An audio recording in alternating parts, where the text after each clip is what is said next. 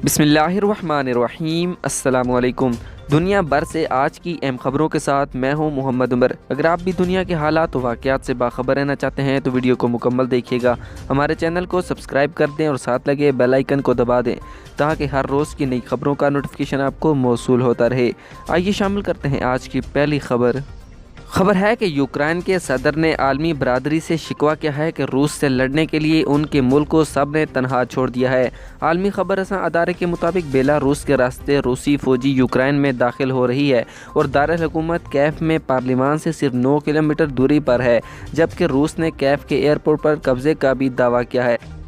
ताहम यूक्रेन के वज़ीर दिफा का कहना है कि कब्जा वज़्गज़ार करा लिया गया है। इस सूरत हाल में यूक्रेन के सदर व्लादिमीर ज़ेलेंस्की ने अपने ताज़ा बयान में शिकवा किया है कि आलमी बरादरी को जिस तरह मदद करना चाहिए थी अब तक नहीं की गई। रूस से डरने वाले नहीं हैं, लेकिन आलमी बरादरी ने जंग के लिए बिल्कुल तनहा छोड़ दिया है।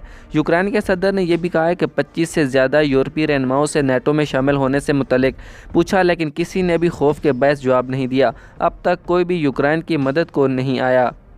सदर व्लादिमीर ज़ेलेंस्की ने बताया है कि रूस के साथ जंग के पहले रोज़ फौजियों समेत 137 अफराद हलाक हुए हैं, लेकिन हम डरने वाले नहीं, रूसी जारियत का भरपूर मुकाबला करेंगे।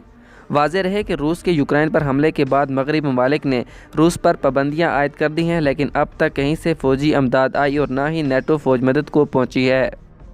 अगली खबर शामिल करते हैं कि मकबूजा कश्मीर में भारत ने रियासती दहशतगर्दी का मुजाहरा करते हुए 2 नौजवानों को शहीद कर दिया।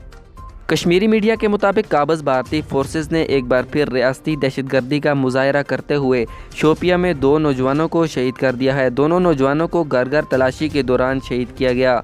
भारतीय फोर्सेस ने शोपिया और करीबी इलाकों का मुहासरा किया है। इन इलाकों में इंटरनेट और मोबाइल सर्विस भी बंद कर दी गई है। दूसरी जानब श्रीनगर में लोगों को जामिया मस्जिद में नमाज जुमा की अदायगी से रोकने के लिए खारदार तारें लगाकर बंद कर दिया गया है और भारतीय फोर्सेस से इजाफी नफरी तैनात भी कर दी गई है।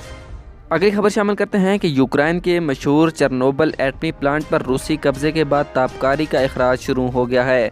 यूक्रेन की न्यूक्लियर एजेंसी का कहना है कि चेरनोबिल से गामा शुआओं का अखराज बढ़ा है और ताबकारी काबिल कबूल हद से ज़ायद है, जबकि मौजूदा सूरत हाल में इसकी वजह मालूम करना मुश्किल है।